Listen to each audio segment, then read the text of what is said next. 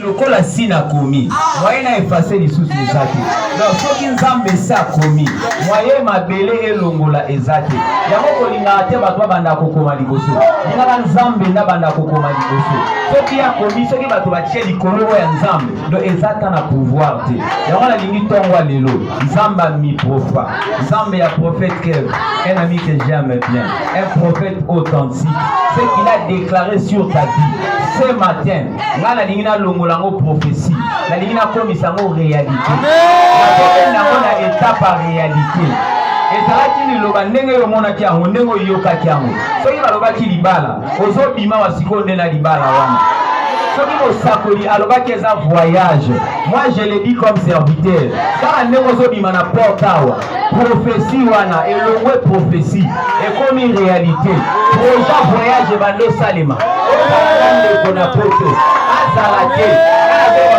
na nzambe ko bible zoro bananga mama nzamba kongo bible zoro banangai que y avait un homme ayebana te bisika zokende azotambola zo batela okende wapi mais bible zoro ba esprit eyebisi nazotinda yo et je vais envoyer quelqu'un tala degré ya nzambe yango asimbi o pembeni ya esika o ekauka.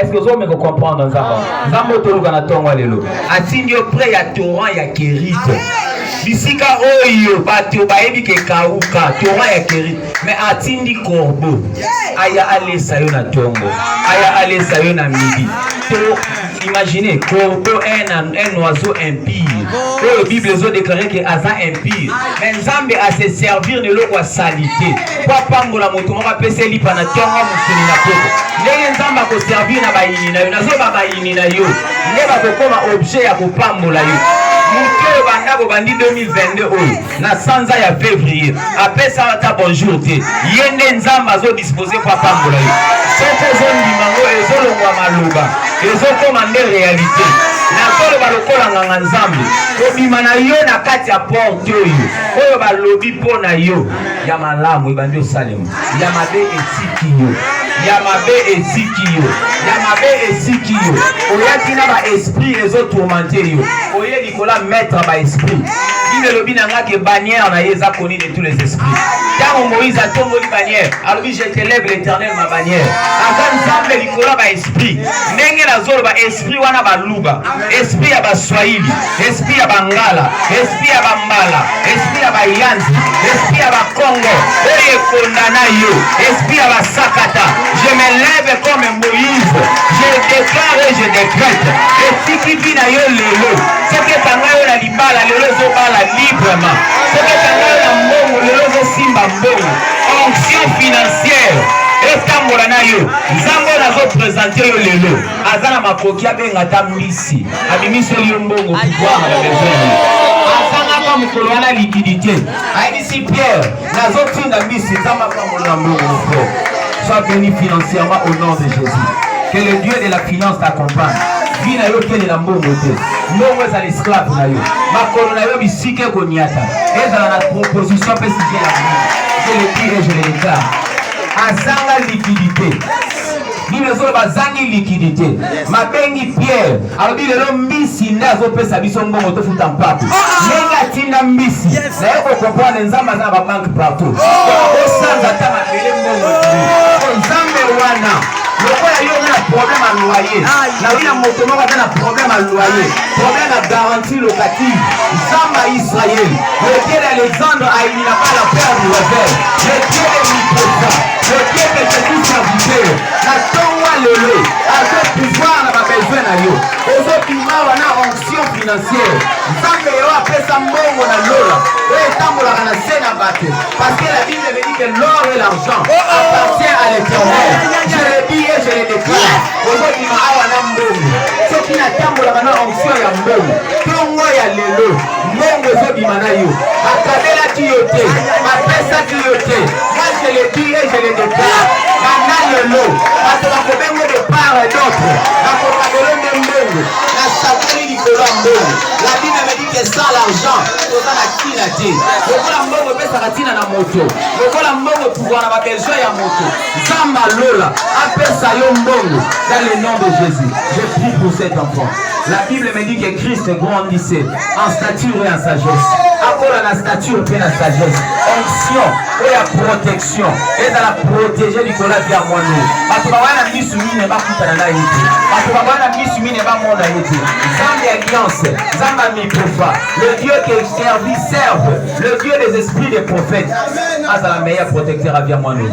Akola, abotama, bisusu ya mbala sika. Pour le Bible le but au botama mbala mibali. Abotama mbala ya sika. Zamba Israël, azala partage dans le nom de Jésus. Je le dis et je le déclare que mon union soit à Yaya, si vous croyez dans ma nazolo ba au monde, je marche avec une option financière. Ceux qui croient dans ma nazolo ba au monde, en sortant de ces lieux, pour recevoir appel Yambo. Je ne parle que de l'argent. Le dimanche, je serai absent physiquement, mais le Dieu de cette église serait présent.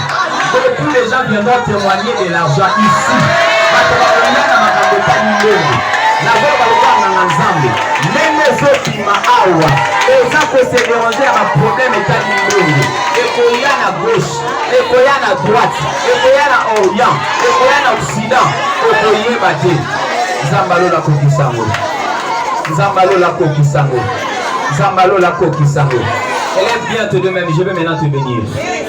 Ferme bien tes yeux. Au nom de Jésus-Christ de Nazareth. Éternel Dieu, la Bible me dit, vous m'invoquerez, vous partirez, et moi je viendrai vous exaucer. Seigneur, on a fait notre part comme étant des hommes. Mais viens, Père, pour faire ta part comme le Père. Tu nous as montré comment prier. Tu as dit priez votre Père qui est au ciel. Parce que c'est le Père qui prend soin de ses enfants. Seigneur, je remets maintenant ces enfants entre tes saintes mains. Et que tout et chacun de nous, et que tout et chacun d'eux rentre avec une bénédiction physique matérielle. Dans le nom de Jésus. Jacob bénissait Joseph en disant que tu seras béni. Les bénédictions de ciel en haut, les bénédictions de zo en bas, les bénédictions du mamel et du sang maternel, il sera ton partage.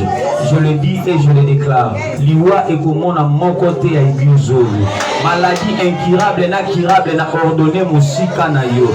Aussi, ça 2022 n'a témoignage vivant. Aussi, ça 2022 n'a témoignage vivant. Le que les ambalananga liboso koya l'église. Et la ambalanga liboso comment la surprise on a no monaté la vie nayo. Je le dis et je le décrète. Si je suis serviteur de Dieu, oya longo langa na foule benanga na makambo nzambe. Après ça na valeur na miso bateau ba yebanga te. Lelo nzambe wana oya komisanga jansi renouvelé. Akomisa mwasi moko renouvelé. Nzamba pesa yo statut ya sika. Alongo la identité na yo akala. Alongo la identité na yo akala. Alongo la identité na yo akala. Nazo rappeler mutu moko ke passé na yo nzamba ko changeango. Passé na yo nzamba ko changeango. Réalité le bamisa yote. La réalité de ta vie n'est pas la vérité de ta vie. Car à quelque temps la vérité viendra. Parce que la vérité te fait peur comme si Dieu ne peut pas agir. Ta réalité n'est pas la vérité de ta vie. Lorsque ta vérité sera connue, bato bakoka moyo. Azanza étonnement. Mukola kisara mane na désert bato baganga kama Noah. Ce qui veut dire qu'est-ce que c'est? Bayeba ke loko ba monate. Yo nzamba ko kiteloko liboso vina yo. Et tu vas déclarer qu'est-ce que c'est? Nzamba ko salelo ya minene. Soko zo croire. Nzamba alliance apambola vina yo. Na bandeli nzamba apambola vina yo. Nzamba apambola vina yo. Que le Seigneur vous bénisse.